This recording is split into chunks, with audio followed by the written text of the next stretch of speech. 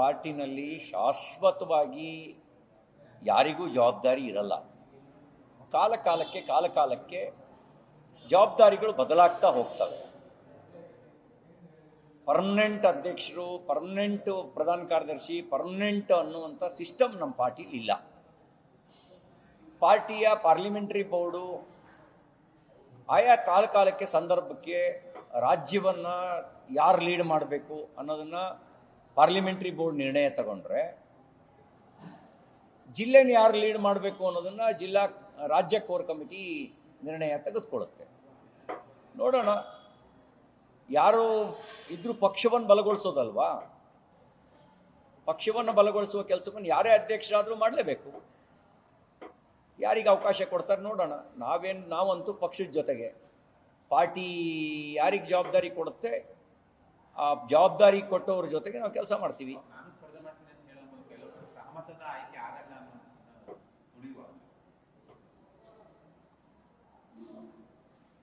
ಬಹಳಷ್ಟು ಇಂಥ ವಿಷಯಗಳನ್ನು ನಮ್ಮ ಹಿರಿಯ ನಾಯಕರು ಹ್ಯಾಂಡ್ಲ್ ಮಾಡಿದ್ದಾರೆ, ಇದನ್ನು ಹ್ಯಾಂಡ್ಲ್ ಮಾಡ್ತಾರೆ. ಆ ವಿಶ್ವಾಸ ನನಗಿದೆ. ನಾವು ಕೂಡ ನಮ್ಮ ಕೈಲಾದ ಮಟ್ಟಿಗೆ ಸಹಮತವನ್ನು ಮೂಡಿಸೋದಕ್ಕೆ ಬೇಕಾದಂಥ ಪ್ರಾಮಾಣಿಕ ಪ್ರಯತ್ನವನ್ನು ನಾವು ಮಾಡ್ತೀವಿ. ಯಾಕೆಂದರೆ ನಮ್ಮ ಕಾರ್ಯಕರ್ತರು ಸಿದ್ಧಾಂತಕ್ಕಾಗಿ ಹೆಚ್ಚಿನ ಪಾಲು ಜನ ಕೆಲಸ ಮಾಡ್ತಾರೆ. ಅಲ್ಲೊಬ್ಬರು ಇಲ್ಲೊಬ್ಬರು ಬೇರೆಯವರು ಇರ್ಬೋದು, ಅದರ ಸಿದ್ಧಾಂತಕ್ಕಾಗಿ ಹೆಚ್ಚಿನ ಪಾಲು ಕೆಲಸ ಮಾಡ್ತಾರೆ. ಪಕ್ಷವನ್ನು ಬಲಗೊಳಿಸುವ ಸಂಗತಿಯ ನೇತೃತ್ವವನ್ನು ವಹಿಸಿದರೆ ಕಾರ್ಯಕರ್ತರಿಗೆ ಸಂತೋಷ ಆಗುತ್ತೆ. ಹಾಗಾಗಿ ಪಕ್ಷ ದುರ್ಬಲಗೊಳ್ಳುವಂಥ ಯಾವುದೇ ಸಂಗತಿ ಜೊತೆಗೆ ನಾವಿಲ್ಲ. ಪಕ್ಷ ಬಲಗೊಳಿಸುವಂಥ ಕೆಲಸಕ್ಕೆ ನಾವಿದ್ದೇವೆ. ಕಾರ್ಯಕರ್ತರ ಭಾವನೆಯನ್ನು ಅರ್ಥ ಮಾಡಿಕೊಂಡು ನಾವೆಲ್ಲರೂ ಕೆಲಸ ಮಾಡಬೇಕಾದ ಅವಶ್ಯಕತೆ ಇದೆ. ಒಂದು ಸಂತೋಷ ಸಂಗತಿ, ಸಾವಿರಾರು ಮನೆಗಳಲ್ಲಿ ನಾವು ಭೀಮ ಸಮಾವೇಶವನ್ನು ಮಾಡಿದ್ವಿ, ಭೀಮ ಸಂಗಮದ ಹೆಸರಿನಲ್ಲಿ.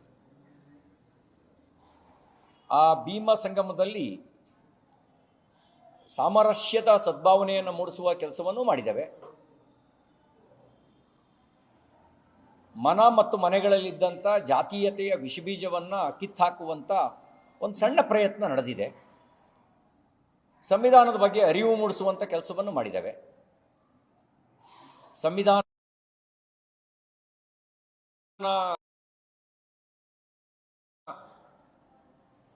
ಗೌರವ ಕೊಟ್ಟವರು ಯಾರು, ಸಂವಿಧಾನದ ದುರುಪಯೋಗ ಪಡಿಸ್ಕೊಂಡವ್ರು ಯಾರು ಅನ್ನುವ ವಿಚಾರವನ್ನು ಮನದಟ್ಟು ಮಾಡಿಕೊಡೋ ಕೆಲಸ ಮಾಡಿದ್ದೇವೆ. ಅಂಬೇಡ್ಕರ್ ಬದುಕಿದ್ದಾಗ ಸೋಲಿಸಿ, ಸತ್ತಾಗ ಅಪಮಾನ ಮಾಡಿ, ಈಗ ಜೈ ಭೀಮ್ ಅನ್ನುವಂಥ ನಾಟಕ ಯಾರು ಆಡ್ತಿದ್ದಾರೆ ಅನ್ನೋದನ್ನು ಕೂಡ ಮನವರಿಕೆ ಮಾಡಿಕೊಡೋ ಕೆಲಸವನ್ನು ನಾವು ಮಾಡಿದ್ದೇವೆ. ತುರ್ತು ಪರಿಸ್ಥಿತಿ ಹೇರಿದವರು, ಪ್ರಜಾಪ್ರಭುತ್ವದ ಕತ್ತಿ ಹಿಸುಕಿದವರು, ಸಮಾನತೆಯ ಪದದ ಅರ್ಥವನ್ನೇ ಬದಲಾಯಿಸಿ ಓಲೈಕೆ ರಾಜಕಾರಣ ಮಾಡಿದವರು, ಈ ಎಲ್ಲ ಸಂಗತಿಯನ್ನು ಮೆಲುಕು ಹಾಕುವಂಥ ಕೆಲಸ ಮಾಡಿದ್ದೇವೆ. ಚಿಂತನ ಮಂಥನದ ಮೂಲಕ ವಾಸ್ತವಿಕ ಸತ್ಯದ ದರ್ಶನ ಮಾಡಿಸುವಂಥ ಒಂದು ಪ್ರಾಮಾಣಿಕ ಪ್ರಯತ್ನ, ಒಂದು ಪುಟ್ಟ ಹೆಜ್ಜೆಯನ್ನು ಭೀಮ ಸಂಗಮದ ಮೂಲಕ ಇಡುವ ಪ್ರಯತ್ನ ಮಾಡಿದ್ದೇವೆ. ಚೆನ್ನಾಗಿ ಪ್ರತಿಕ್ರಿಯೆ ಸಿಕ್ಕಿದೆ, ಒಳ್ಳೆಯ ರೆಸ್ಪಾನ್ಸು. ಇದು ಸತ್ಯದ ಅನಾವರಣ ಮಾಡುತ್ತೆ ಅನ್ನೋ ವಿಶ್ವಾಸ ನಮಗಿದೆ.